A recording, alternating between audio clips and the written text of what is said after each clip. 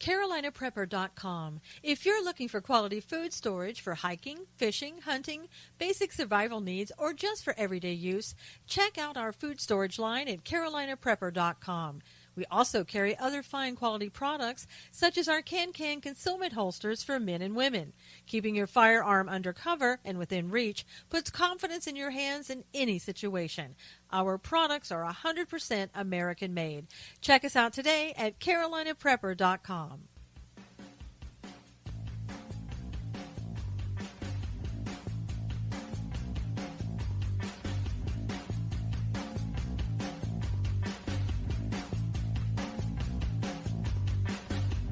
And now, it's time to Stand for Truth with the host of Stand for Truth Radio, Susan Knowles.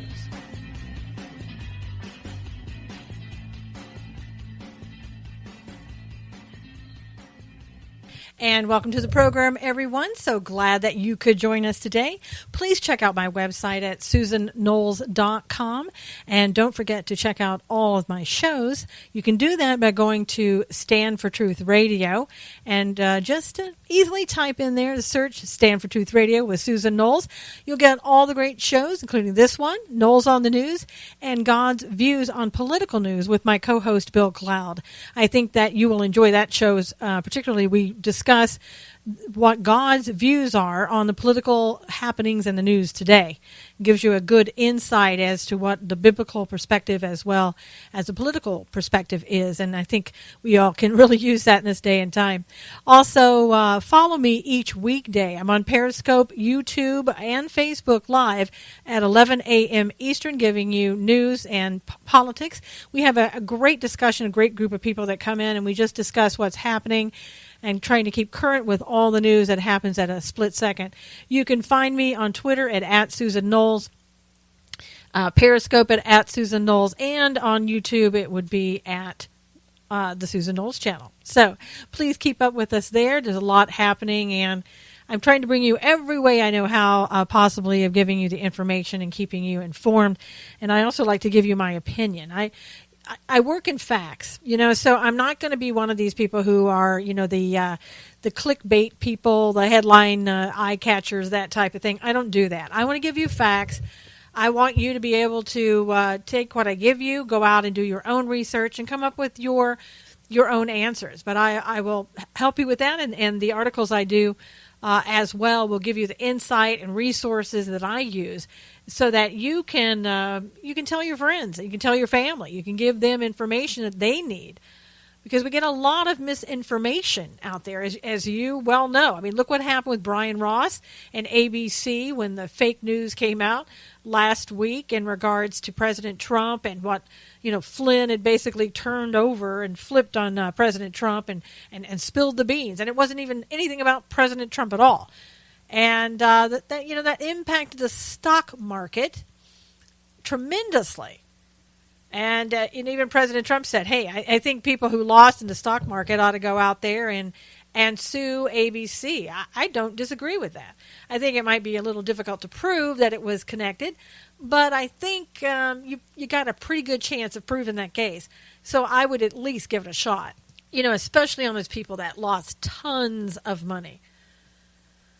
And so, again, I just try to bring you things that will help you think, that will bring you factual information as I can gather them from several sources. I usually don't go to one source. You'll see people all the time who, particularly like one person, they'll sort of retweet everything that they say. And that person, while they may be a great person, maybe a great pundit, maybe they have a lot of information and they're right many times, there are also occasions when they're not correct. And I think it's always better to go out and get more than one source. And that way, it'll just be better for you, that you're not giving fake information, you're not providing false information like a lot of the mainstream media is doing. So keep that in mind. And so today I want to, segue into talking about what I think is on everybody's mind. This whole thing with Flynn, people have a difficult time with it, and no wonder. I mean, we've heard so much stuff, and we keep hearing so much stuff about what's going on. We hear the left every day, impeach Trump, impeach Trump.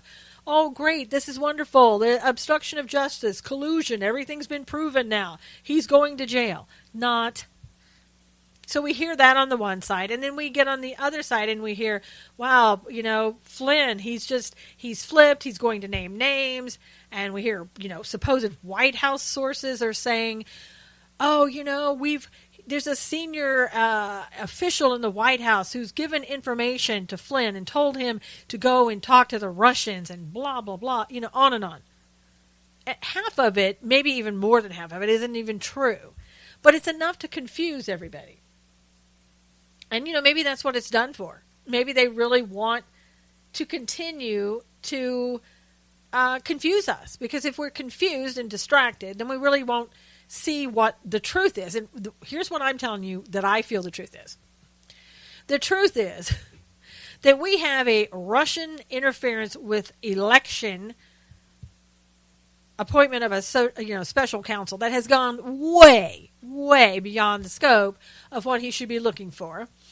The investigation has gone way beyond the scope of Russian interference with an election. And I see taxpayer money just being thrown out the window. That's what I see. That's what I think is going on here. And why are we doing this? Well, I don't know. At this point, in the beginning, I looked at it and said, well, it's because the left hates this president. The left doesn't want to admit that they lost. The left wants, their own. They want Obama back. That's what they want. They wanted Hillary to win. When she didn't, then they wanted Obama back. And Obama, he's so confused. He's continuing to go out there every day. He thinks he is still the president. I think what he should do is call himself the deep state. I don't want to ever not be president. That's what he should call himself. That's the deep state. I don't ever not want to be president. I mean, can we just say that's really what it is? That's what he's doing. The guy can't admit, okay, I'm no longer president. I'm not as popular as I used to be, although I think I am. And I want to go about my business every day undermining the president of the United States because my ego is that big. Okay? Call it like it is, and at least that way we can all know the truth. But no, we don't. Anyway, let's go back to Mueller. We'll get back to Obama because he has his hands in everything, so we'll be getting back around to him in just a minute. But I want to say that I want to break this down. I want to break this whole thing down with Mueller and Flynn and what happened last week, in case you're confused. And I know a lot of people are. So the only thing that happened is two things. There was a conversation that supposedly took place on December the 22nd, 2016, between Michael Flynn, who was part of the Trump transition team, and the ambassador in Russia, okay? So, this Russian ambassador. And there was another conversation that supposedly took place with the same Russian ambassador on December the 29th, 2016. The first conversation was supposedly about wanting a delay or to stop altogether the UN Security Council resolution that would have denounced Israel's building of settlements on the West Bank. And so that's supposedly what Flynn talked to the Russian ambassador about. Now, on the 29th, he supposedly talked, this was right after the sanctions of the Obama administration had levied against Russia in regards to meddling in the 2016 U.S. presidential election. He called, Flynn did, to have a conversation with the Russian ambassador saying, don't escalate the situation, only respond to the U.S. sanctions in a reciprocal manner. Basically, like just hold on. I'm guessing this part. Hold on, we're coming in. Just like, okay, Obama, whatever, and Russia, and this is what we want you to do, and then just, we'll be there, all right? Because we've been elected, we're the administration that's coming in, and just hold on. Now, so did Flynn do anything wrong? Did he do anything wrong by having these conversations? You can look at it two ways, right? He didn't do anything wrong by having these conversations. Others would say, oh, but he did. That's a violation of the Logan Act when anybody, including a private citizen, tries to influence a foreign country in regards to the United States. So you could say, talking about the sanctions and talking about what the Israelis were trying to do, and we're saying go in there and either terminate the vote or, denounce it. Just say we don't want to have anything to do with it. Whatever. So you could make that argument. There was an influence there on those two issues. And there could be a violation of the Logan Act. However, what was Flynn? What were the charges? The charges were he lied to the FBI. Now that's a problem because that brings with it, I think, something like 5 to 10 years possible for lying to the FBI, an obvious felony, right? So I'm sure that Mueller said to Flynn, hey, buddy, you're looking at some long time here. Tell us what you know, give us some information, and we'll just get you for lying. How about that? And I don't know, we'll just let it ride and you'll be fine. But you got to give us something for it. You got to work with us here. Well, I have an issue with that. I think a lot of people probably have an issue with that. First of all, again, there's no evidence that any laws at all were broken. It's not unusual for transition teams to come in and talk to foreign countries before they actually take office. And secondly, the Logan Act has never been used to indict anybody since its existence 218 years ago. So what in the world were they doing? I don't know. Because if Flynn wasn't guilty of violating the Logan Act, neither would a senior official in the Trump administration be guilty of the same thing. And it's going to be it's a he said, she said. Even if you could say, well, there's a violation of the Logan Act, the person, whoever it is, or persons, is going to say, I didn't tell them to go do that. I just told them to find out what's going on, talk to the Russians, and see what they were thinking about. Unless there's a wiretap that's going to exactly say, or some writing somewhere that told Flynn to do that. But again, you're going to use the Logan Act, something that's never been used in 218 years. If that happens, that's very, very strange. Very strange constitutionally that somebody would stretch things that far to do that. But, with seeing what's been going on, there's nothing that I would put past Mueller anymore. I mean, seriously, nothing. So it could be possibly that he is trying to do something like that. And as I said in the beginning, there's a big problem with the scope of authority here. Mueller was appointed to investigate Russian interference with the election. And as I have just pointed out, the two conversations in December 22nd, 2016 and December 29th, 2016, both of those were after the election. So you can't interfere with an election with a conversation, two of them, that occurred after the election. It's crazy. And so, you look at this and you go, what are we doing here? Because, listen, if Flynn is guilty of violating the Logan Act, or somebody else, a senior official, then tell me, how does this not apply to what Obama is doing right now?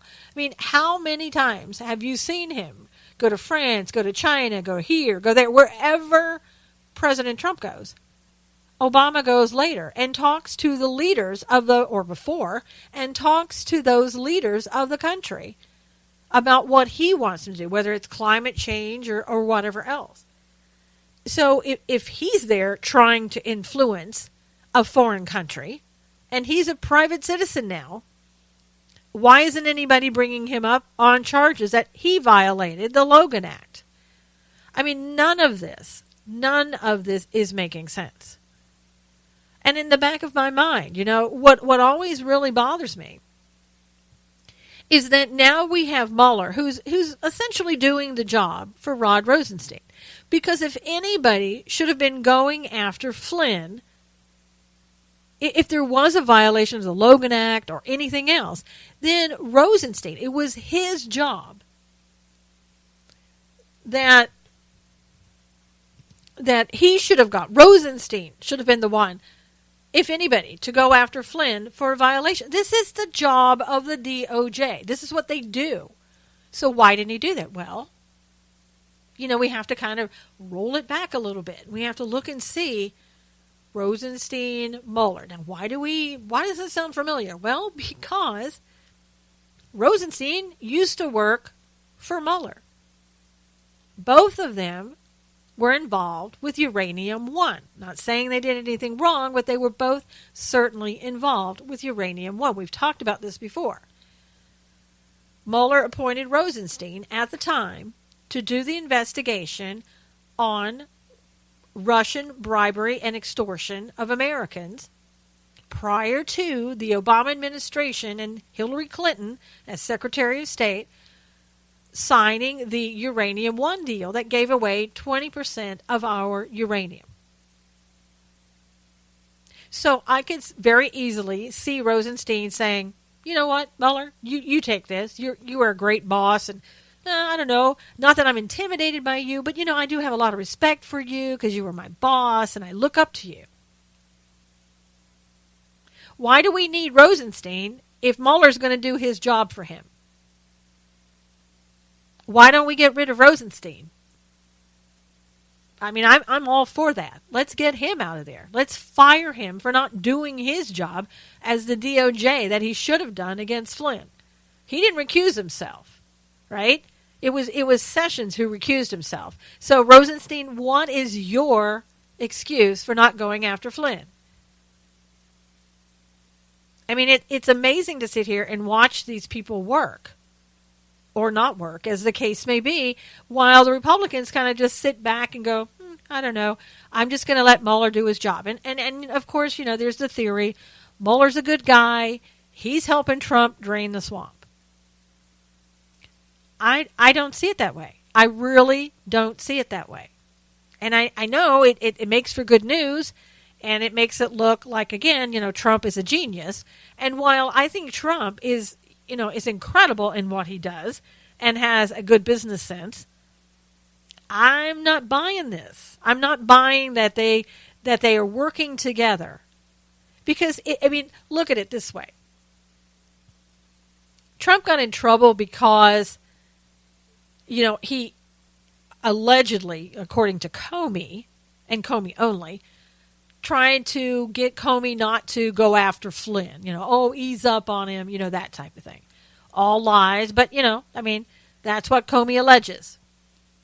So you're going to tell me that somehow, Donald Trump can't get away with doing that in Comey's eyes and by alleging something like that. But it's okay for him to, and I'm going to say it, collude with a special prosecutor in order to work together to drain the swamp. See, I'm just not buying it. It sounds good. It would make a great novel, but it doesn't hold water in my opinion. It's, no, it's not going to happen.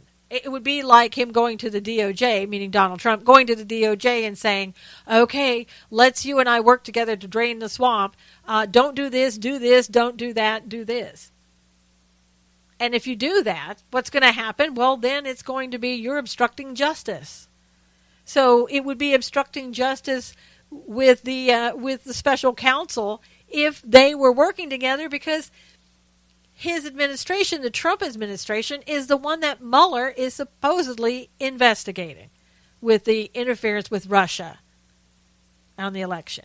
So I legally and analytically, my mind is saying no, there is no Mueller's a great guy and he's working with the president to drain the swamp.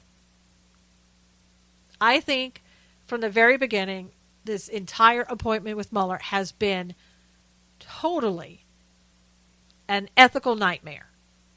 And I'm talking about for Mueller. There's a conflict of interest. There are so many conflicts of interest that Mueller has that it's not even funny. And yet, he's still there. And, apparently, I guess, I haven't really heard. I haven't heard anything officially, that is. Rumors, of course, but nothing official that I've seen. If Mueller wanted to go outside of the scope of the investigation, into, now after the investigation, then he would have had to have gotten permission from Rod Rosenstein to go outside of the scope. So, all in all, the way I look at it, Rod Rosenstein's responsible for a lot of what I call an injustices that are going on. He's responsible for appointing Mueller based on what Comey was saying. He's responsible for the length of time that Mueller has been working on this case. He's responsible for allowing him to go outside of the scope of his authority and perhaps even giving him the permission to do that. It just goes on. And Rosenstein is responsible to the taxpayers for all of the money that Mueller has been spending on this investigation, where so far the best that they could come up with against President Trump is nothing, and against his administration is Flynn for lying to the FBI. And Flynn has a problem with that because he lied to the vice president. Maybe the guy just has a thing for lying. I don't know. In some ways, I see Flynn as a guy who was scared because of the dealings that he had with Russia and all the monies that he had and some things he didn't report or he reported late or, whatever the case may be. And he just got scared. I'll just tell you, all he had to do was just tell the truth in the first place. If you went and did something and you didn't know that there was anything criminal, any criminal behavior, any criminal actions that you did, you may still be prosecuted. But it certainly would, make it a lot better and easier for you by telling the truth and them saying, okay, well, maybe we'll cut you a deal because you didn't know. Now, it's not always the case. For example, as a therapist, if a licensed therapist, if I'm working for another therapist or a doctor or a psychiatrist, and they tell me to do something that is against the law, I'm going to be held responsible for being the person who should have known what the law was. Even though I was directed by my supervisor to do something, then I should have said no. And in my case, that example actually did occur once, where I was told by my boss to do something that I felt was fraudulent, and I declined, and I said, no, I will not do it. As it turned out, I was right, and the boss was wrong, and they were dinged for it, and I mean severely dinged for it. So that may not have excused Flynn's behavior, but it certainly wouldn't have put him in the position that he was in, facing a felony for lying with the FBI. And again, it goes back to, if Flynn didn't do anything wrong by the conversations, then it wouldn't matter if a senior official or even the president, who was then the president-elect, told him to go and do it. It's again, another wild goose chase, it seems like. And I'm wondering, when do we get to the point where Mueller says, okay, we've kind of looked at everything, and we're not really finding anything, so we're going to call it, we're just going to stop at this point. The president appears very squeaky clean. You may not like him left, but he's squeaky clean. And so we're just going to go ahead and we're going to stop right now. And see, my concern is this is just going to keep going 4 years, 7 years, 8 years, whatever the case may be. Because as long as Rosenstein continues to give permission, if he did, in fact, to Mueller, Mueller can look at anything. I mean, this can turn into, okay, what did President Trump do last week? We want you to look into that. What was that conversation he had with that foreign official the other day? Go check that out. You know, what did he do last Wednesday? This is crazy. And I know some people in Congress have said enough is enough. And Paul Ryan has said, no, let's let him do his job. And even the president, let's let him keep on going. So, you know, I don't know. I mean, how does the American people, how do we get justice? Remember, you and I are the ones that are paying for this and are continually paying for this. And I'll tell you, you know, something is absolutely, besides all the conflicts of interest that exist from day one with Mueller and his relationship with Comey and perhaps even preparing him for Comey's interview in front of the Senate, because he went there first, remember, before Comey went to the Senate. And then the relationship between Mueller and Rosenstein and their relationship to Uranium One and their connection in Uranium One just mere fact because she was part of it, and that's Hillary Clinton. And on and on and on and on and on. I mean, this whole case is just riddled with conflicts of interest and things that should never have occurred, in my opinion. We should never have these people who have connections to so many unresolved issues doing anything in the Trump administration.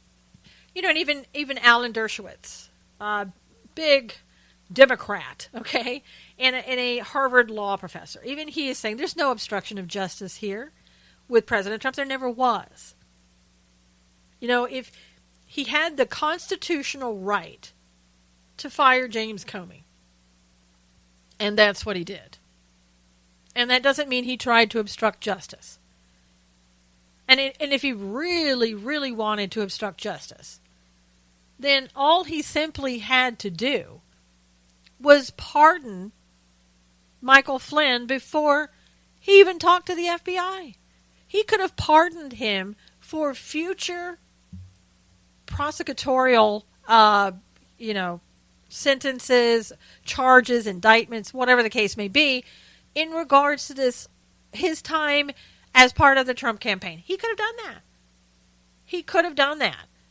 And you know, he could still pardon Flynn. I don't think he's going to, but he could have done that. And then they maybe could have said, here's a real good reason that we think there's obstruction of justice. But then, you have the left, like Feinstein, coming out on Sunday, oh my gosh, we're getting closer to obstruction of justice. No, what you're getting closer to is the 2018 election. And you're running out your time here with Mueller.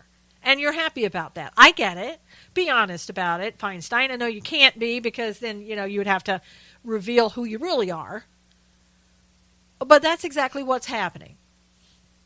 And maybe, I doubt it, but maybe after the 2018 election, we can all go back and just go, oh, okay, well, there wasn't anything there. We're done now. I don't see it. There'll be something else that comes up. I mean, how long are we going to keep this farce going? And I'll tell you, something else is really, really worrisome about this whole Mueller thing. That again, nobody's really talking about, because it's Mueller, You remember him. He's so ethical. Oh, my gosh.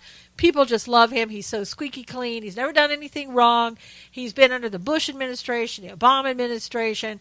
I mean, my gosh. The guy practically walks on water. So why should we question, ever, any decision that he ever makes? Well, apparently, we do have one person, which is odd, seeing as how that person in Congress comes from California. But apparently the chairman of the House Intelligence Committee is the only one who's awake, and that's Devin Nunes. And Devin Nunes is getting pretty fed up with this new development that is just coming out. It's really, again, it's one of those things that's not really being talked about. And it's kind of confusing again because people are like, well, wait, I don't understand. Who is this? I mean, because really with this, everything that's going on with this investigation, you need a playbook to know who all these people are, what they're doing, what's going on, and how this all fits together. Because even looking at this stuff every day, it's confusing sometimes for me. I have to go back and check notes about the dossier and who was involved there and how, when was Mueller an FBI agent. I mean, we really need to just draw it out in the timeline for everybody, and it would be easier to remember. But what is happening is there's a new allegation about an FBI agent, a kind of a top guy that's been working with Mueller. The guy who's so ethical, so squeaky clean. Anyway, I don't know how to pronounce this guy's name, but it's Peter, I'm going to say Strzok, Strzok. He is one of the top FBI agents who Mueller selected to play a key role in the original FBI investigation into the Trump-Russia matter, the dossier. Had a prominent role in Mueller's investigation and a critical role in the FBI's Hillary Clinton email investigation. So what did he do? Well, apparently we don't know. Because in August, we think, Mueller kind of demoted this guy into a nothing position. And I say nothing position. It was a nothing position for this guy who was at the top of his game. Another guy who's really ethical, who's squeaky clean, who we can count on, who wouldn't think of doing anything wrong, right? Who has no conflict of interest, just like Mueller. And again, I'm not implying that Mueller did anything wrong. I'm just saying, when you start putting your faith in everybody and you don't question things, that's where the problems come in, especially when we're talking about politics and law enforcement and our government, and our FBI and agencies like that. So I'm just going to call this guy Peter. What Peter is accused of doing is that he was caught texting anti-Trump text messages to a top FBI attorney, Lisa Page. You don't expect a guy who's the top of his game in the FBI to be, talking to somebody who's kind of, beneath him in superiority, right? And the FBI attorney. So a top FBI agent talking to a top FBI attorney. But talking may not have been all they were doing because, see, it's being alleged that there was a little extramarital affair going on between Peter and Lisa. But the main part is that we have these anti-Trump text messages from a guy who's sitting there, supposedly, unbiased, working on a case with Mueller, trying to get to, the bottom, get to the truth, and make sure justice is served. So we'd like to know more about what happened with Peter and what Peter's been doing. And now we're kind of looking at maybe having to go and look and see what Peter's involvement was with the whole Clinton email and what he did with that. Because if he's pro-Clinton and he's anti-Trump, maybe he was a little bit biased in that. You think? And there's an issue, though, according to Nunes, because Nunes says, I've been trying now for quite a while to get information about Peter, and nobody wants to give it to me. And he has said, again, that this happened back in August. And Nunes is saying, look, I went on October 11. So this was August when supposedly the demotion happened with the FBI agent. And October 11, Nunes said he met with the Deputy Attorney General Rod Rosenstein. There's that name again. And he said in that meeting, Nunes specifically discussed the committee's request for information about Peter. Okay? So then he went back on Halloween. And he had a committee staff meeting with the FBI Bureau officials refused a request for information about Peter at that time. Then on November 20th, the committee again requested an interview with Peter. 3 days earlier, on November 17, Peter supposedly met with the Senate Intelligence Committee, but not with the House. Now, on November the 29th, Nunes again spoke to Rosenstein and again says that he discussed Peter. On December 1, the committee once again requested to speak with Peter, the top FBI agent. And so after each occasion, the FBI and the DOJ, according to Nunes, did absolutely nothing to help the investigation on Peter. And what happened? What happened in August? What exactly caused him to be demoted? And everybody's mum about it. I'm looking here and I'm thinking, why didn't Nunes go directly to Mueller? Maybe because you're not allowed to do that, and that's one good reason. And if he did, I'm sure Mueller wouldn't leak that. He'd leak everything else, it seems like, from his office. Been several leaks coming out. Some have proven to be true, some not true. Some could have been made up. We don't know that even came from Mueller's office. But we don't have supposedly Rosenstein and the FBI, that would be Christopher Wray at this point, cooperating with Nunes. Now, Nunes has said, I'm done. I've asked you for this information. You haven't given it to me. And he's supposedly gone ahead and instructed his committee staff to draw up contempt of Congress citation for Rosenstein and the FBI director, Christopher Wray. And he said, I'm going to take action on it before the end of December unless the FBI and DOJ meet all the committee's outstanding demands. Well, gosh. What happened then? Did they turn over the information? Why, no. No, they didn't. Because all they did was, on Sunday, they put their Justice Department spokeswoman, got her to draft a statement, right? And she said this. We disagree with the chairman's characterization and will continue to work with congressional committees to provide the information they request consistent with our national security responsibilities. So perhaps I'm hearing, reading between the lines, this may not be our responsibility to give you this information, Devin Nunes, and we're not going to turn it over. Now, she goes on and she says, the department has already provided members of the House Intelligence Committee and House leadership with several hundred pages of classified documents and multiple briefings, including, for example, clear answers as to whether any FBI payments were made to a source in question related to the dossier, and has more recently cleared key witnesses they have requested to testify, including Mr. McCabe, the guy Peter, the top FBI agent, and the alleged handler in question. Okay, what's the disconnect? Why do we have such a disconnect?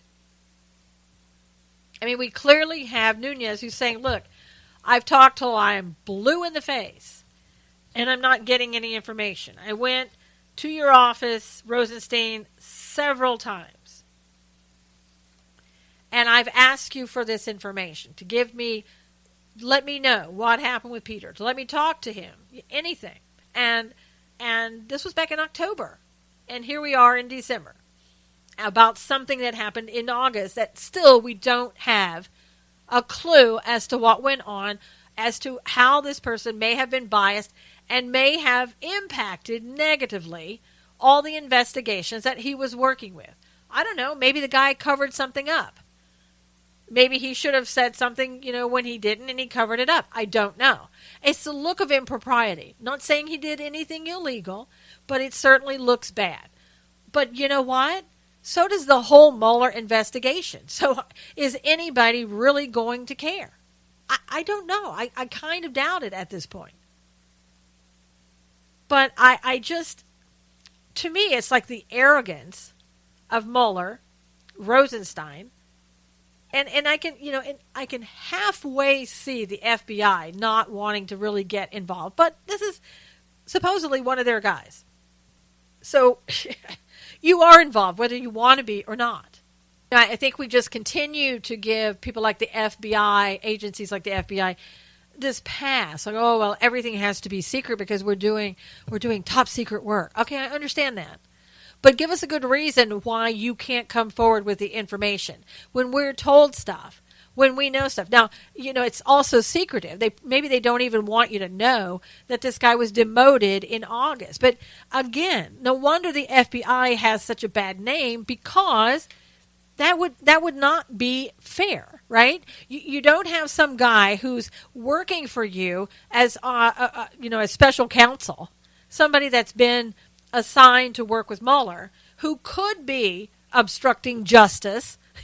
How ironic is that, right? Mueller's going after the Trump administration on obstruction of justice charges, right? That's what he would like to prove. And yet you may have your own guy may be obstructing justice as well. How many other people are doing that? Remember, most of these attorneys that Mueller hired are supposedly Hillary donors. And again, nobody's speaking up. We don't have anybody who's saying a darn word. To me, it's ridiculous. The whole thing is ridiculous. And it just keeps snowballing and getting worse and worse. And this whole thing of, Mueller's going to be done by he'll just get this indictment and he'll move on. I don't think so. I don't see it happening. I want to be wrong about this. I really do. But I just don't see it happening. And, President Trump came out on Monday as he was on his way to Utah and called the criminal case against former National Security Advisor Michael Flynn very unfair, claiming that he and Hillary Clinton both lied to the FBI, but only Flynn faced consequences. And you can't argue with that. It's true. It's absolutely true. There's no justice in that. I mean, we've been saying this for weeks now. There needs to be a special counsel appointed to look into everything that Hillary touched, starting way back there at Uranium 1. And we're just not doing it. And a lot of people say, gosh, how did we get in this position? Honestly, I think day one, President Trump should have gone after Hillary Clinton. And specifically, the DOJ should have gone after Hillary Clinton and started investigating. And when that didn't happen, we find ourselves in the mess that we're in today. And it's a true mess. And it's going to be very difficult to find our way out of it. Again, because Rosenstein continues to give carte blanche, it appears so far, to Mueller, to allow him to go and look at anything and everything. And the way I look at it is, okay, then why do we even need the DOJ anymore? If we have a special prosecutor, special counsel, that can go and look into anything and everything that they want and look for travesties of justice, then we don't need the DOJ. Thank you for coming out. Go on home. We got this covered. We have a special counsel that can do it all. Let's just hire, 1,000 special prosecutors and counsels, and they can go out and look at everything. So we can disband the DOJ tomorrow. We don't even need a lead. We can just have each special counsel do their own thing. So thank you, Sessions. Thank you, Rosenstein. Thank you, everybody, but you can leave now. We have a serious problem. We really, really do. When you talk about, for example, that Lynch-Clinton tarmac meeting, everybody's sitting here going, look, I know this, something was wrong there, really wrong. It stinks to high heaven. Everybody knows it needs to be investigated. And then we find out, only because of the Judicial Watch, who, thank God, does their great job, we find out that Comey and the DOJ, everybody was aware of this meeting on the tarmac. Everybody knew about it. And what did they want to do? They wanted to cover it up. They didn't want anybody in mainstream media or any place else knowing about this meeting on the tarmac. Well, why? If we were just talking about grandkids, what's wrong with meeting on the tarmac and just shooting the breeze? Why did we need everybody to try to cover it up?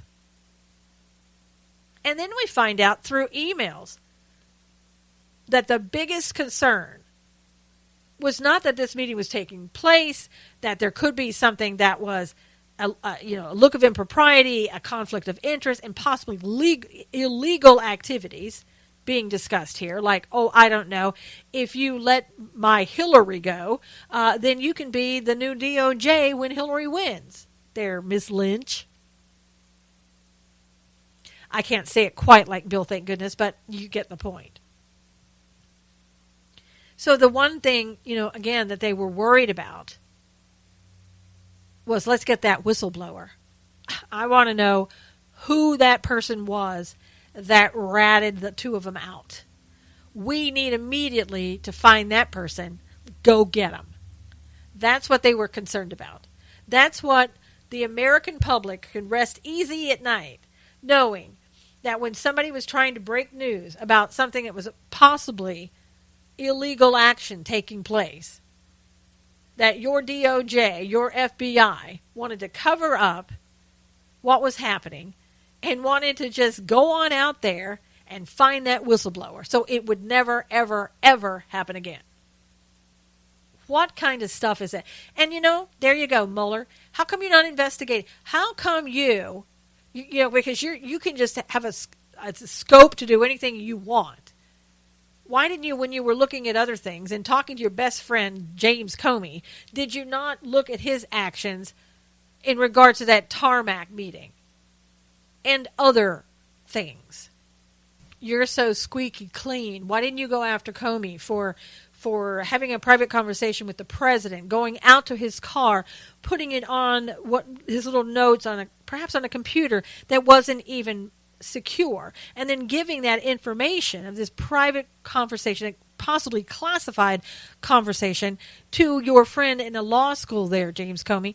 Why didn't your buddy Robert Mueller, not Rod Rosenstein, hey, he could be in on it too, why didn't Mueller go and investigate that? Oh, but wait, that's not in the scope of the authority of what he was appointed for. Okay, gotcha. Yeah. That only works when it's about the president. It doesn't work when it's about anybody else. I got it. Got it. Clear.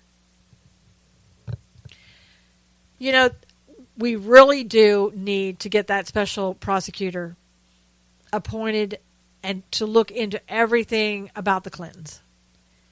It's an uphill battle, though, I'll tell you. And I don't see it happening, and I don't see the Clintons going to jail.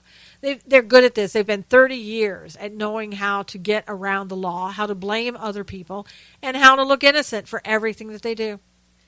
So the best thing that we can hope for is that somebody will wake up and say enough is enough and pull the plug on Robert Mueller. And if somebody doesn't want to pull the plug, meaning Rod Rosenstein, who's the one that has the authority to do that, then maybe we need to look at firing Rosenstein. And I think I'm back to what I said a while ago. I think we should fire Rosenstein anyway. I really do. I think it's time that he goes. He's not doing his job. He didn't recuse himself. There's no reason that he should be not doing his job and prosecuting people that need to be prosecuted. Enough is enough. I think the taxpayers should demand that he go. Switching gears here for a few minutes, I really wanted to talk about what happened with the verdict with Kate Steinle. Whether you are pro-illegal immigration or not, whether you believe in whether or not justice was done. And for me personally, I don't think justice was done. The one thing that I clearly know about Kate Steinle case, and as you recall, Kate Steinle was the beautiful young woman who was walking with her father on the pier in San Francisco, out for a little walk with Dad and just having a great time, and gets shot in the back by an illegal immigrant who had been deported, 5 times prior at least. And he comes up with all kinds of excuses that the jury bought. And she dies in her father's arms. And I don't know if you've seen the video of the dad with the police officers after it was obvious that Kate had passed away or was dying or they were attending to whatever the case might have been. Walking away, it was heart-wrenching. But it all comes down to it that but for that illegal immigrant being in the country, being protected in the sanctuary city of San Francisco, but for that illegal immigrant being here, Kate Steinle would not have been shot in the back that day and would still be alive. That's it. I don't care, where you stand on illegal immigration in sanctuary cities. It doesn't really matter. But I know that but for his actions and being here illegally, she would still be alive. That's all I need to know. And I wanted to talk about one Congress member that I think needs a lot of accolades. And I think that people should tweet him, email him, call him, whatever the case may be.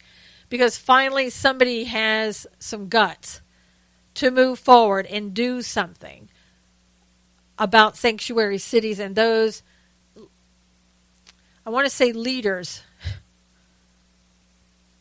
but I don't even look at them as leaders anymore. I really don't. But those in power who control our politics and our laws.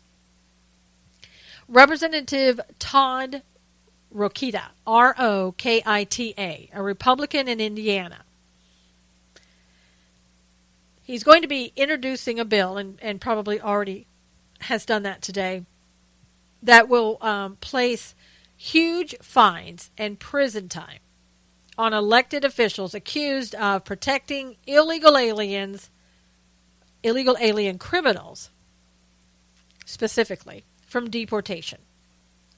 It's called the Stopping Lawless Actions of Politicians, or SLAPP. I love it, SLAPP. Couldn't be a better act, a better bill. Love the name. And then, I'm sure people are like, yeah, that's kind of what they need, and they need to be fined, and they need to be put in jail.